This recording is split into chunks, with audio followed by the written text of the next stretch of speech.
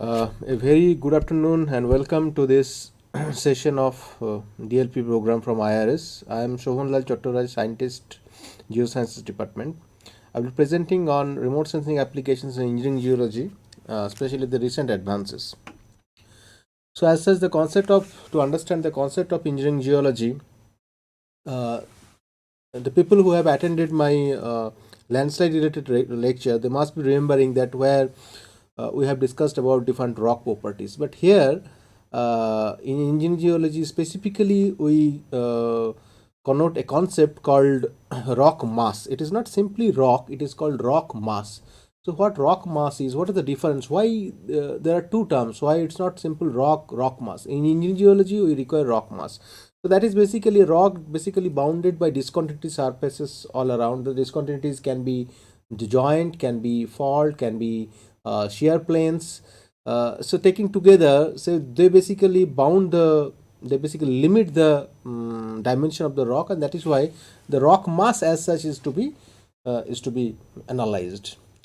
So that is how the range of the rock in engineering geology, the rocks we have studied in pure geology, we have studied the lithology and structure, but here in engineering geology most of the things will be focused on engineering characteristics of engineering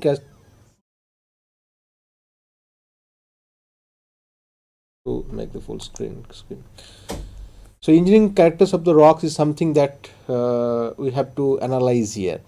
And why do I do that? To understand, to make our civil engineering friends understand that how good, how competent a rock is, and how much strength it has, what are the different civil engineering remedial measures are to be put.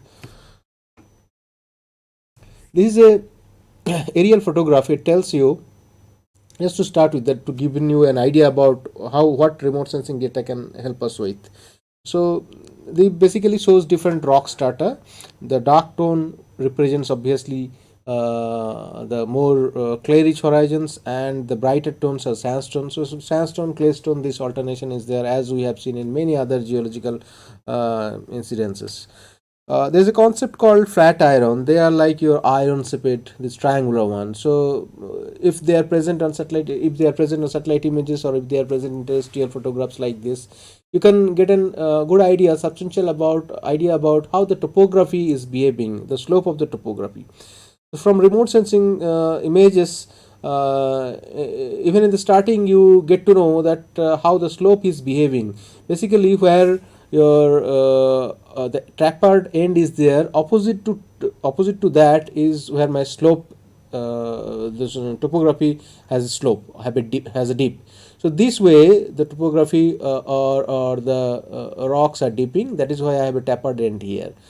So from this image we can get to know that how much strength is there. If we want to analyze, what are the things that we can obtain from this kind of satellite images. First is that how many rock types are there, where are the weak planes lying. We all know about the bedding surfaces. So if the bedding surfaces are there, is it visible on this kind of satellite images? What is the overall deep of this lithology, and what are the other discontinuity surfaces? Can we look down to joint sets, the shear zones, shear planes, or fault lines? So all these information we'll try to get from satellite images and see how best we can use these in terms of understanding the engineering geological aspect of that horizon.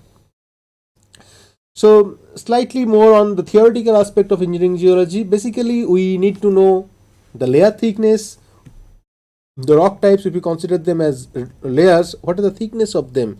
So if my image portrays maximum of the things on strike parallel or strike perpendicular one, if we have an idea about the layer thickness, we can get to know that which direction if I have to fly, if I fly, then I get the maximum extent of that, or otherwise the maximum variability. So the fracture intercept, where the fractures are, because they are the zones of weakness, they are of utmost importance in terms of engineering geology. The unconfined compressive strength, this is the primary most thing that you need to know to get an idea about the strength of the rocks. And obviously the satellite image or the remote sensing image cannot tell you directly about this, but there are ways. If you can get to know about the exposures, what type of rock is exposed there, and how weathered they are, how fractured they are, or whether they are completely massive, you'll be able to tell about the comment on their unconfined compressive strength. So compressive strength is something that if you put compression on them, you go on increasing the compressive strength, so one time will appear that the fractures will be there and the materials will fail. So that basically tells you the strength of the material. There are different crude methods of identification of field estimation of that, and there are some methods to get idea from remote sensing images. We are going to see those only. Okay, so how do I classify the rocks? Is it possible that we get an image, satellite image, or, or some terrestrial image, and then we try to classify the rocks? Rocks, again, I told you that it's rock mass here, better to call it rock mass in engineering geology. So each of the rock mass unit will have a uniaxial compressive strength. So that means that if you uniaxially compress those, one point of time they will fail, and the moment the stress applied is beyond the strength of the material, so there will be failure happening. Then comes the RQD, rock quality designation. This is a very important term that basically tells you that in a borehole, suppose, or in a horizon, how many pieces are there in a continuous go. So if there are pieces more than 10 centimeter in one go, so that are basically to be added together in a cumulative way to get an idea about RQD, rock quality designation. In terms, this simply means that how many joint sets are there, how frequent the rock types underneath are having the joints. The more joint sets are there, obviously the rocks will be more weak and the RQD also will be low. If the RQD is high, that simply means that rock quality is quite substantially high. Then the weathering characteristics, very important, and a lot of things, a lot of information you can get from satellite images as well. Joints and other fracture spacing. So joints, whether they are spaced or no, and if they are at a particular space, suppose they are 1 meter apart from each other, they are open joints or they are filled with something. So that is what the orientation of the fracture in terms of bedding, or suppose there is a slope like this. So with this kind of slope, whether the rocks are dipping, joints are dipping this way, or the hillside only, if they are dipping in the same direction, suppose the slope dips this way and your joint also dips same way, so obviously there are more chances of failure, landslides are more common here. But if the slope is this way and the joints dip this way only, opposite the hillside direction, then even if the slope is quite high, suppose at 60-degree slope also it can sustain the joint, there will be no landslide. If not, triggered by other anthropogenic activities like road cutting, etc., or sudden torrential rain as triggering mechanism. Then the groundwater condition. This is something is utterly important in engineering geology. The groundwater condition is something that you need to know to understand that how much saturation the rocks are living with. If they are, suppose, underneath the groundwater table, or they are very close to the groundwater table, so there are chances that failure will be there. So you have to apply a rating system, and that comes up with 5 classes of rocks. So class 1 is very good rock, and class 5 obviously is something that it's very difficult to make a tunnel with. Now the index properties of the rocks that we need to see, we need to learn from the theory of engineering geology, and we will try to see what information we can extract from satellite images to get idea about the index properties of rock. So apart from other things, I emphasize more on the strength parameter, the compressive strength, the tensile strength, and the shear strength. I hope the audience understands what the stress is. First I will describe with the stress part. Stress is simply force per area, Newton per meter square. So the stress can be if it is applied on the material, and depending upon the strength of the material, it will sustain to some distance to some time, and then after that failure will happen. So within this time, during this time, the material which undergoes stress, additional stress, may show strain, strain, strain. Strain are basically a manifestation of the stress. So they basically show you that there is a tug of war going on between the strength and the stress and that is why strains develop on rock surface. So we do not require the strain part or the stress part, but the strength of the material is something that we need to know. There are three type of strengths. So strength is something that is resistance, that makes the material resistive to applied outside forces, outside stresses. It can be compressive stress, so normal to the surface I give stress, so obviously corresponding to the compressive stress I have the compressive strength of the material. If I apply tensile stress, that means I am pulling the rocks apart and fracture develops in between, so correspondingly I have the tensile strength of the rock.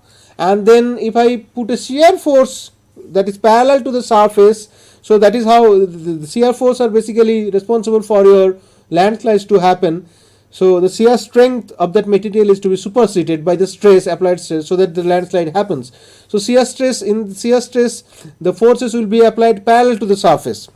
So how much shear strength is involved, and from this shear, if we can have an idea about the shear strength, that is we call it tau by the symbol, and sigma as the normal stress. If we know compressive strength, if we know the compressive one or normal one and the shear one, we can construct this equation. This is called Mohr Coulomb equation of failure, rock failure, and it's simply like your y equal to mx plus c equation, straight line equation, where this stands for y axis, sigma is your x axis, this is your m, that is the slope tan phi, and c is the intercept, but here it is called cohesion. So what these things are, we'll describe in a while.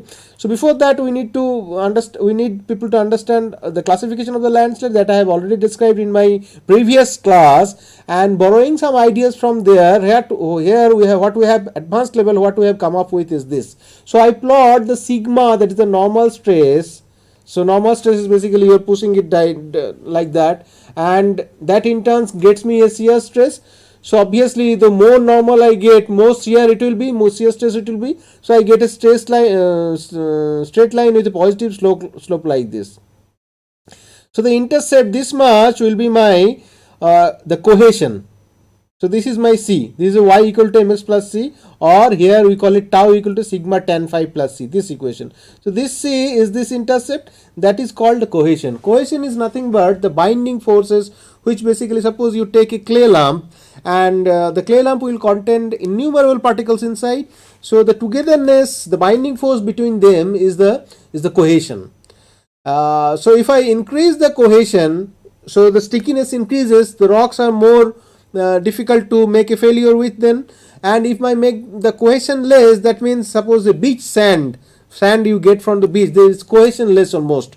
So that means there is no cohesion, it will fail just like that. So if my cohesion goes on increasing, so that means this line is now shifted to this. So beauty of this line, you have to understand, this is called the failure envelope. So this line will be called the failure envelope. So that simply means above this, if I get a sample, I analyze it instrumentally, and I get a tau cum sigma value, I plot my data here, and this data, this point lies above this line. So this is called failure envelope. So anything above the failure envelope basically falls within the zone of landslide. So I can simply mean that where from the sample has taken at the same saturation level, it simply means the landslide has happened or it's going to happen. It's within the unstable zone. But if my point is plotted here, somewhere here, inside this line, that means that okay, I am still within the stable zone. That is how you know from the analysis of the samples, strength analysis of the samples, your particular material is prone to landslide, whether the failure has happened or is yet to happen.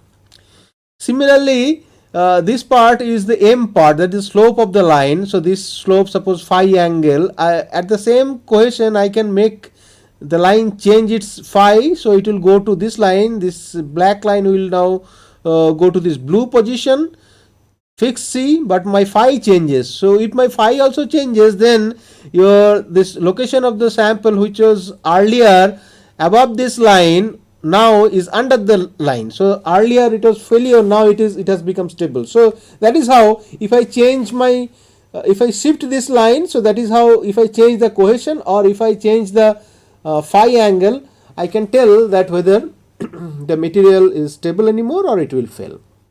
Now how can I change this?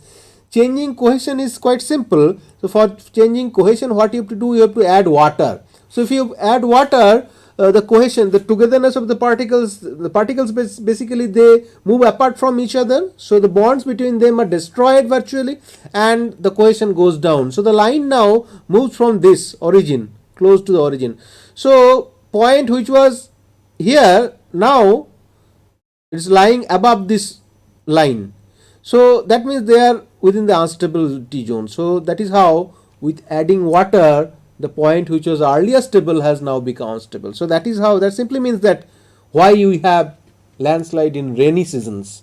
If you add water, this is the reason we call it the physics of landslide. This is the reason the point goes above the failure envelope and which makes the slope unstable. Or if I change the phi angle also, then your material also may fail. So the phi angle has a direct relation with the slope. So when the seismicity arrives, so the earthquake arrives, what happens? The slope changes rapidly for instantaneous period of time, small period of time, and the material which was staying there with a particular phi is no longer stable, so that fails. So basically, if you change this angle, then also the failure will be there at the same fixed cohesion. This indicates this is how we understand that earthquake also can create landslide. So there are two things that we have made very clear: why the rainfall will induce landslide and why the earthquakes will induce landslide from this simple graph. Okay, there are some mechanical properties of soil that we need to know. One is called cohesionless soil and one is cohesive soil. Cohesive soil, obviously, when the consistency, sufficient consistency is there and the clays are sticking together. Here we need to know another aspect that is called Atterberg limit. Atterberg limit basically tells you about, suppose if you are going from a liquid state, you take a sample from your garden and lot of water is there, so it is almost liquid, and you go on heating that. So one stage, next stage will be plastic. So evaporation continues. Evaporation continuously happening. Then from plastic it will go to semi-solid and then to solid. Continuous heating. So water is going out. So liquid to plastic, I have a liquid limit. Then plastic to solid, I have a semi-solid, I have a plastic limit and the shrinkage limit. So the consistency of the soil very soft to hard. There will be change if I am going to construct a building upon a foundation. How strong the foundation is. How it will behave with the rainfall, the rainy season strikes in, and suppose it diminishes. So it will the property of the soil will change. Whether the building that is standing on them that can withstand this kind of change or no. Okay. Now another application of engineering geology is there in dam site, of remote sensing is there in dam site selection. So remote sensing in dam site selection basically take use of many things, but what I consider most important is two. One is that you have to get a narrowest part of the valley, so you are going to implant your dam. So that simply means that you have to find the narrowest person, so that the concrete gravity dam, suppose you are going to construct, so that will have minimum concrete involved, so the cost is always gets down. So the minimum width of the valley is something that you have to look for in your satellite image. Suppose you are going to construct the dam for hydroelectric power generation, so for that I need sufficient water storage there always, at least during the morning and the evening time when the turbines are to be run. So that time who can ensure that lot of water, sufficient water is something that is stored in my dam. So for that I need water, continuous water from the catchment, and if additionally the main river is flowing and another river tributary comes and joins the main river, where we have to put the dam is immediate downstream of this confluence point. So these are the locations very easily you can get from satellite images, and additionally your bottleneck is there, valley is quite narrow. So these two things we need to look for at the first stage. We call it pre-feasibility stage for dam site selection. And in addition to that, during a DPR stage where detailed explorations are to be done, there are a lot of applications of remote sensing. We are going to describe one by one. First is geological mapping at a particular scale. The dam, where the dam will be constructed, we at least we require 1:5,000 scale mapping. because maybe the all material is to be taken back, and dam is to stand now, has to make stand on your completely a concrete basement. So what type of material is there? It is whether it is completely weathered, so that is to be from the river itself, it is to be completely taken back. Now these things can be cleared by geological mapping. Geological mapping as such will help you in to know the reservoir characters, the reservoir which will hold the water where the dam is constructed. So if the reservoir suppose contains joints, it contains shear zones, so depending upon whether the seepage leakage is happening, continuously happening, it can be very detrimental for the life of the dam. So that's what a detailed geological mapping using satellite images is the something that you should first look for. Water drainage pattern from the DEMs, we need to know how the drainage is happening. It is a trellis drainage, it is a concentric drainage, or it is a domal drainage. That different indications are there. So suppose a trellis drainage or a drainage that joins perpendicular to the main stream, that indicates that the structural control is there. Structure means it can be affected by the presence of faults. So if faults are there and if it is in the vicinity of the dam, this is a dangerous thing to happen. So we have to make out how close or how far we are, the dam site is from this kind of faults. Then the structural mapping, very important. You need to know the lineament, the faults, the shear zone, unconformities present in your reservoir, in your dam area, in your powerhouse locations. Then the environmental impact. Last thing that you need to know, how the construction of the dam is going to impact the environment. There are two analyses that is generally carried out. One is environmental impact assessment, EIA, and another is environmental management planning, EMP. So these two studies are something that is included in the DPR stage, detailed project report stage, where the reports are results are included in DPR and submitted to government for further clearance. So there are something that if you construct a dam and then there are irreversible change that happens with the ecosystem, so that is something not to be allowed. There your remote sensing satellite based images, satellite based data products can help you a lot to know what vegetation is there, what has been in the history, and suppose how much is the exposure, what are the species living there, the water if flood happens, in what recurrent period it happens. All these things put together will be kept in the DPR. So the lithology, the origin, location, and the extent of bedrock output. Bedrock is something that we need to understand, we need to search for. If I have to construct a dam, your concrete gravity dam, if it is, then it has to stand on that bedrock preferentially, or if it is an arch dam, you should have a strong abutments to support. So that's how lithology is important, and satellite images enables you to see the outcrop in different false color composites. So if you can get to know if it is an accessible area, it is okay. If it is inaccessible, for the first time you are analyzing the area, you have to start with satellite images only. That's how the role of remote sensing comes in picture. Structure, for structure analysis, we need to know the local lineaments at 1:20,000 scale, 1:10,000 scale, even 1:1000 scale at times is sufficient.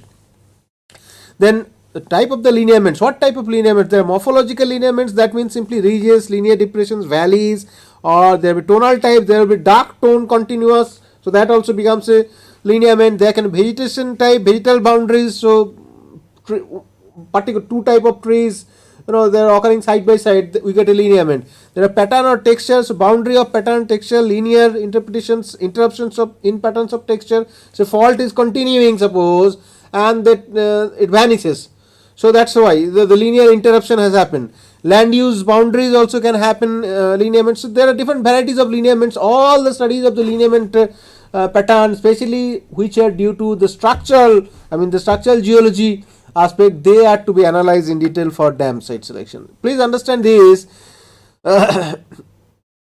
This is where your Dehradun city is north to this, and Shivalik hills are exposed here. We can get to know from this image. Please understand that the drainage, how fine this is here, and the same drainage is coarse.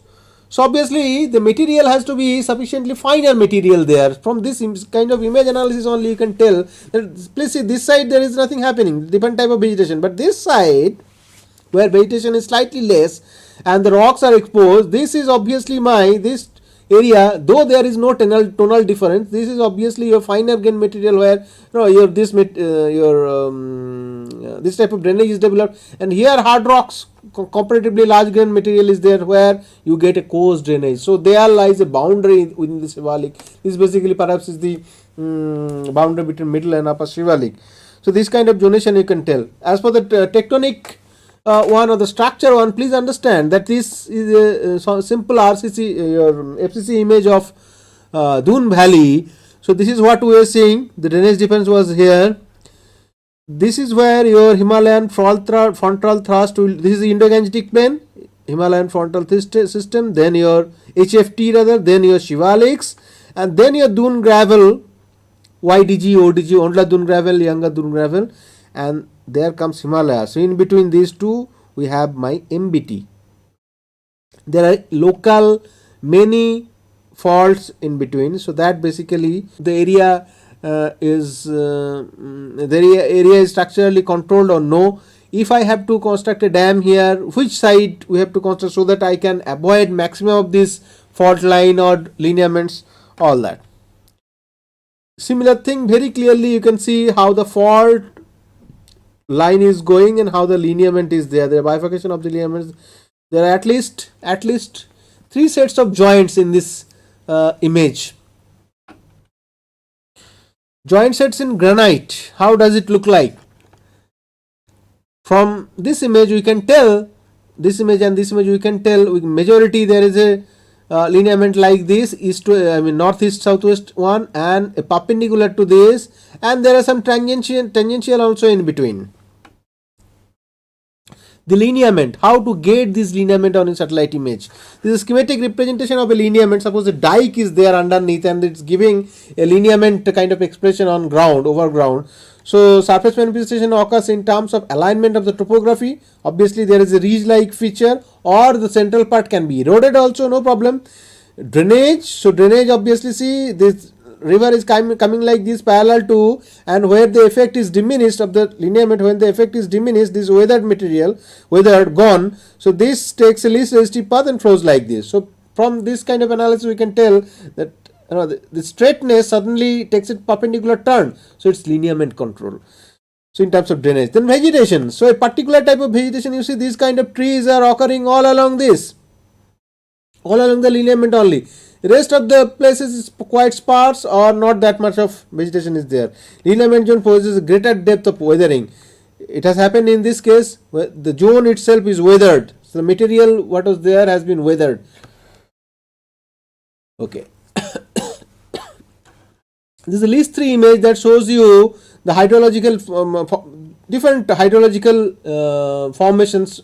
If we wish to get the information of geohydrology, so surface water bodies where the runoff can happen, where the conduits of groundwater movement is there. So groundwater movements that happen along this suppose linear zone, and which are the barriers. There's a perpendicular nature, the kind of wall, dolerite, dike kind of thing. So that basically are the barriers for groundwater movement, and this is where your groundwater irrigated areas zone, overexploited areas.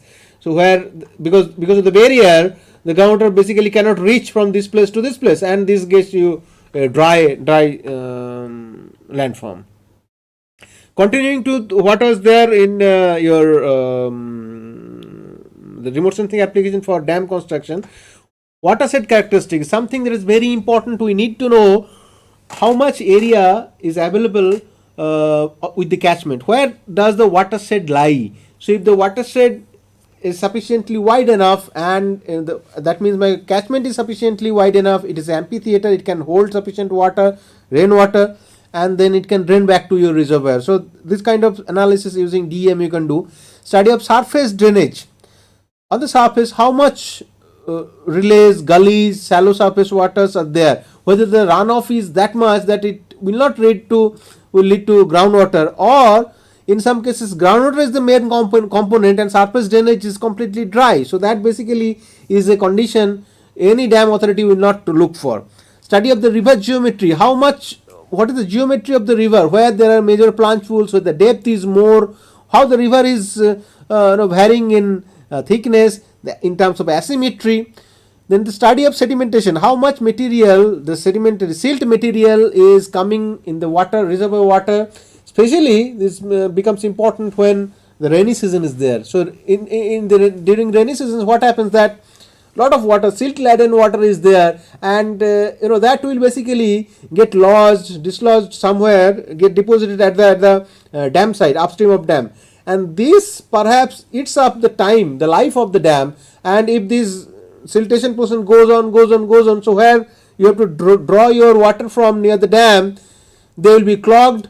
There will not be any water available, only a thin veneer of water, and then down there lot of silt is there. So life of the dam is now reduced in a substantial way. So these kind of studies, the amount of siltation, how much siltation each rainy season, or in case of a major flood, how much silt is going to come in the reservoir area. For that you have to study the rocks exposed in the catchment, what type of soil, what type of rock is there. Using satellite images, very much possible.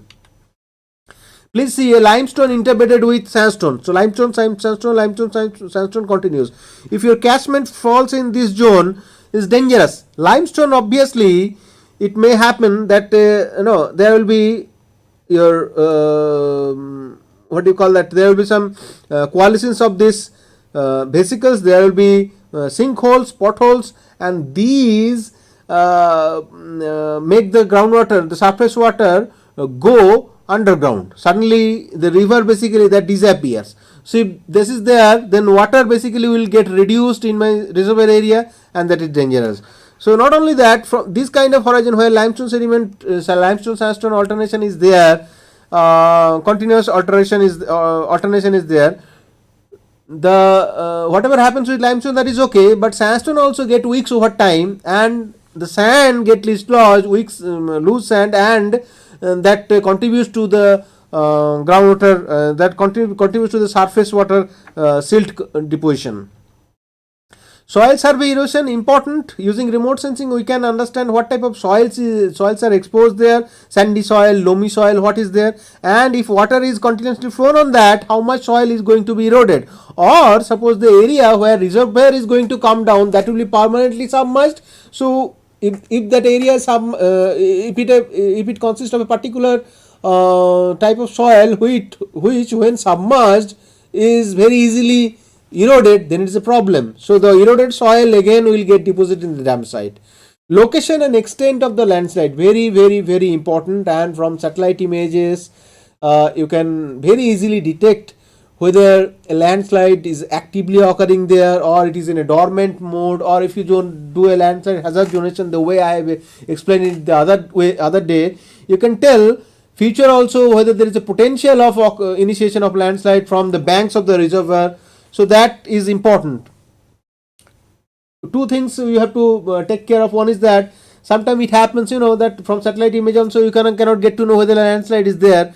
So by chance, unfortunately, if you submerge by the reservoir water, if the toe of the landslide is submerged, so due to poor water pressure variation, that will create weak zones inside the your side rocks, and in time, if the toe gets exposed like this, weathered, so top also will get dislodged due to gravity. So a landslide was not there, but due to presence of a reservoir, there are chances that it may get eroded, and to some extent it can create a new landslide. So these are the problems that beforehand, before projecting the dam, you should look for the areas which are exposed, suppose, and you get to know that if my rock is exposed, hard rock, suppose the granite gneiss is exposed, massive granite, obviously the poor water pressure or submergence is not going to do anything. But if it is weather material is exposed where it will be submerged up to some distance, there are chances of landslide occurrences. Location, I have told you where location is important, where the bottleneck you have to search for, and immediate downstream of a major tributary with the mainstream. That is where you have to put your dam. Economic factors you have to get where large buildings, a construction activity like dam is involved. It encroaches lot of area, so within that it may come some built up area, cultivated land, everything may be covered. So if that is submerged, or suppose in the downstream that gets dry, so obviously they all have to be rehabilitated, and that indicates that creates the cost increase. So these are the things priorly you have to get knowledge from your satellite images. Construction material, another thing I'm going to describe it next slide, because dam kind of activity, it's not the cement. You have to put lot of construction material. You lose cobble, pebble, boulder. You have to get help of them, and then they basically will help in construction of the dam and the other structures. So where to get this construction material? Whether they are available in the nearby site. If they are available in the nearby site, that is the best thing. But suppose dam is there and I have to get my construction material, river material from 50 km away, the cost of this transportation basically makes my project not possible. So that is how the availability of the construction material has to be nearby areas. The access route location from satellite images, like what has been done in retrofitting of smart cities, similar thing priorly you can do with the dam sites also, where access route, the access to, because it's completely inaccessible, then you have to get access route, the best least restrictive path, where you can provide, you can make your manpower, machines reach for construction. So that route location also, route alignment also is something that you can do using satellite images. Construction material, several type of construction material are involved: alluvial fan, terrace deposit, floodplain deposit, easy to get, glacial outwash, glacial till, moraines. All these basically are available. They have to be available in the nearby areas of the dam due to the presence of the river. So concrete aggregates, these sand gravels, all these can be used in construction material. But like this photograph, like in this photograph, see, this is the river and this much is my construction material involved. So if the dam authority has they purchased this land, this material is something they can take it back and use it in construction of dam, powerhouse, all that. Different type of rock types, I have given another example where granite is there, dolerite, dike. Please see how the dike will look like.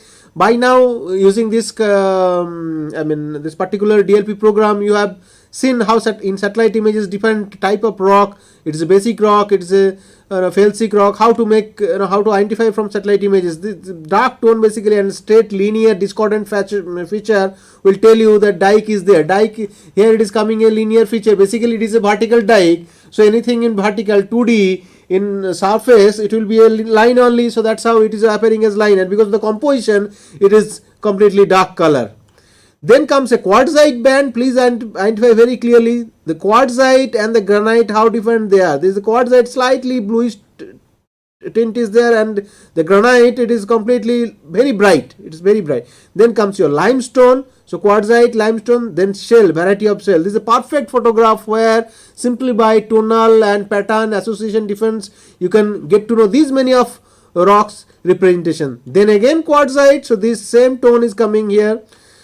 So these are the areas where groundwater irrigated areas. Why? Because it's occurring. This is a FCC only, and vegetation is there. So obviously it has to be great.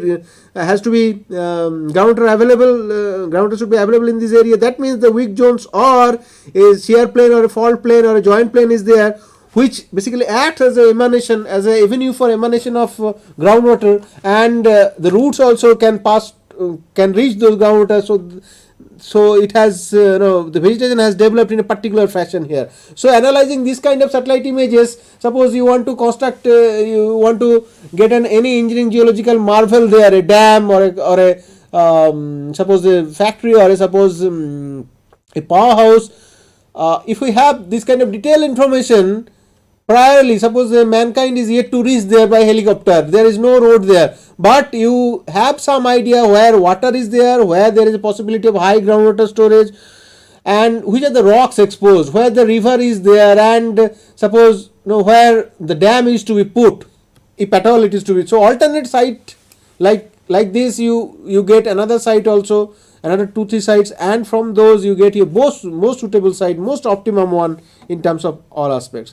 Groundwater study is something that you can do in a nice manner in using remote sensing images. So identification and mapping of prospective groundwater zones, where the groundwater prospect zone is there. You can additionally, you can get site selected for artificial recharge. So you recharge artificially, rainwater harvesting or something like that. So groundwater gets basically recharged. So which are those locations where you know the as I have told you, the weak zones are there where water can be pumped through. The identification and mapping of groundwater irrigated areas where already it is existing, like the example I have shown before. Then groundwater resource assessment, how much water is available there, and upscaling of aquifer parameter if that can be done. Okay, so these are the locations we have to look for: intermountain valleys, alluvial fans, fluvial terraces, glacial deposit, or there is a break in slope, so spring water is coming down. How the lineament is behaving, if coalitions of lineament occurs, they are the zones where the groundwater is to be tapped from. So that basically, these are the information you can get from satellite images that help you in groundwater generation. So these are the fan areas, same satellite image, Siva Lakes, and this is your fan area. These are basically areas where your lot of groundwater is available. So these shallow groundwater is available. So they basically are indicators of where it is available and where the recharge has to be done. Coming to the other aspect of this, the earthquakes, how engineering, because there is a the effect of earthquake has to do with the competence of the rocks. So how based the remote sensing technology can be used for this kind of studies? We can go for seismic microjonation, where like landslide hazard zonation only, where we can zone like this. This is the Dehradun city, different wards put together, and we have mapped the shear wave velocity. Suppose where the velocity is maximum, we know those areas, and where it is minimum, that also is known. And from this we can get to know which one is seismically more active, that is more that can be affected most by if an earthquake arrives. We can do a liquefaction modeling. Liquefaction is something that it's like density stratification that happens when the seismicity arrives, and for instantaneous period of time your rocks, your buildings are basically standing not on the basement but on water, so they topple. So that is a liquefaction. So obviously if the groundwater is shallow, groundwater is available at shallow depth and it is sandy material involved there, so there are chances of liquefaction.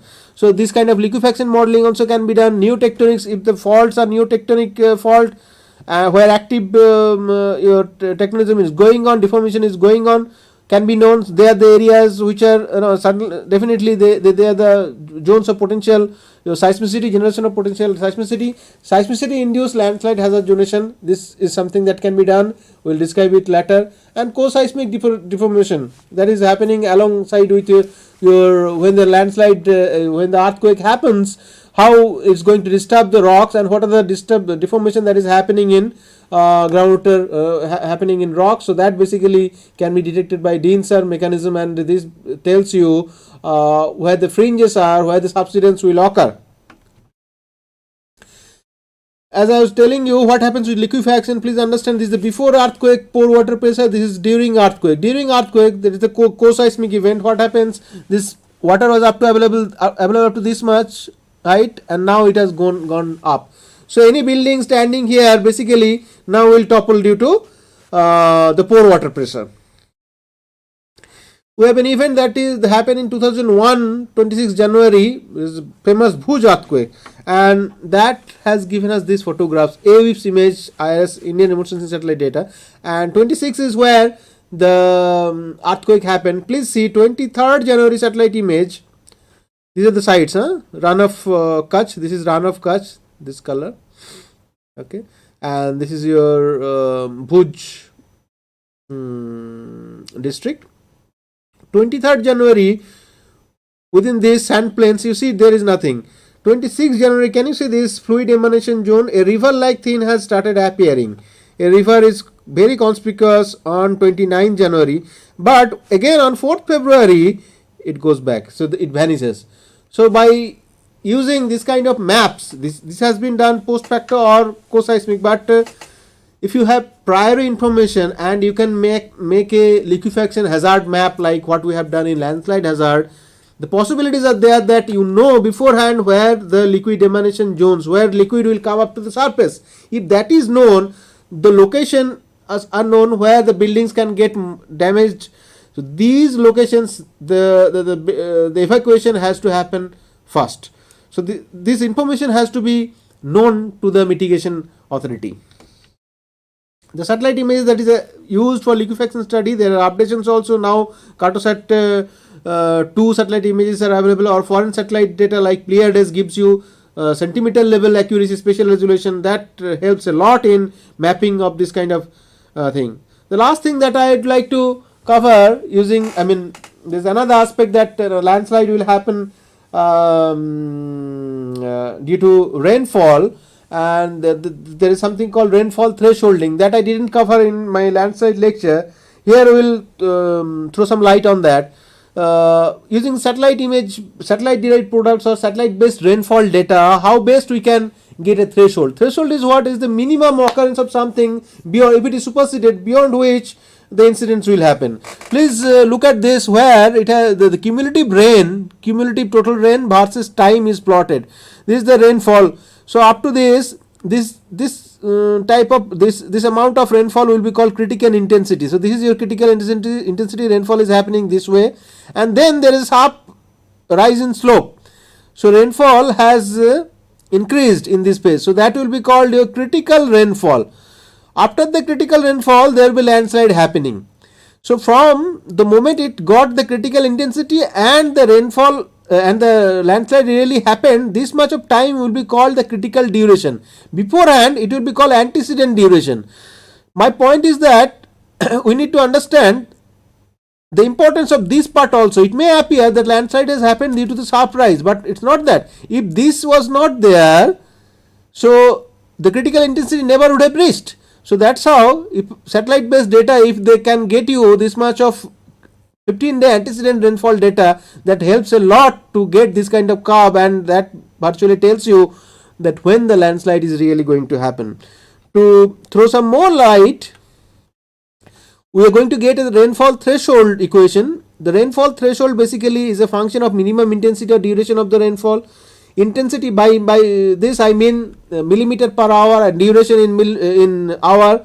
Minimum level of pore water pressure, so whether the groundwater is shallow enough, so the pore water pressure is already high. Now if slight rainfall is there, the slope will fail. Then slope angle, what is the slope angle? The reduction of the shear strength, how much shear strength has reduced, factor of safety, other ground hydrogeological conditions. So all these taken together, if I have to construct a rainfall threshold, there are two types. One is empirical models, that is a lower limit curve. So lower limit is something that you get here, and there are some physical based models. So empirical models, what we have to get, they are the most important. We work here only. Antecedent rainfall, total cumulative rainfall, rainfall intensity, and rainfall duration. These can be your ground based information, can be satellite based information, no problem. Okay, so now I get you introduced to the antecedent rainfall threshold concept, where the 15-day antecedent by 3-day rainfall, 3-day antecedent rainfall has been plotted. This has been done by our ex-group head sir, P.K. Champati sir. His work only I am presenting, where you see in the Alaknanda Valley he did a lot of work, and what we have found is has been given as a part of NIDM projects, where they develop the documents for landslide threshold for the whole country, and it is a part of already established literature. So please understand, where each point is basically a 15-day and a 3-day satellite based rainfall product, right? So I construct this green line, that means all my green triangles, what they indicate? They indicate one event. So where at least one landslide has happened in that whole valley, we have plotted those with 15 days prior to that and 3 days prior to that rainfall, and I get a line like this. So please see, all your green triangles are falling this side only. That means in the next rainy season, how do I use this? In the next rainy season, I get a point 15-day by 7-day. I want to know whether a landslide is going to happen in that area. So if the plot is this side, this way, this space, then there will be no landslide. But if it gets plotted somewhere here, the high chances that it's beyond the threshold, so landslide can happen. This line is basically greater than 10 events. So why this line, this threshold is that side, because obviously for 10 landslides in number to happen, you require sufficient amount of 15-day versus 7-day versus 3-day rainfall. So that is how. So this line, any this brown color, this rectangle will not be this side. So all will be this side. So this will be basically an T10 equation. T10 equation, more than 10 landslide, where does it happen? So for more than 10 landslide to happen in that area, any future plot has to be plotted this side of this line, not on this side. So in a future data, if you have a data, you plot it here and you get to know whether I am within the zone of stability or anytime the landslide can happen. Similar thing has been done with with ID equation, we call it. ID is nothing but intensity in millimeter per hour and your duration in hour. So different locations where the landslide has happened, I plot the data. Each point which of this has a intensity and a duration component. Now if the plot is there, I got a threshold equation. So this threshold basically indicates that this side it is safe. So any future point, if it plotted this side, we can tell that we are safe in terms of landslide occurrence. But if it plot this side, then there is a problem. So that is all. Thank you from my side. I have explained almost all aspects of engineering geology and how we can take best cues from remote sensing. So I take a 10-minute break, maybe 8-minute break. So at 5 o'clock I am coming back with your questions. Please ask me as many questions you have in your mind. Thank you so much.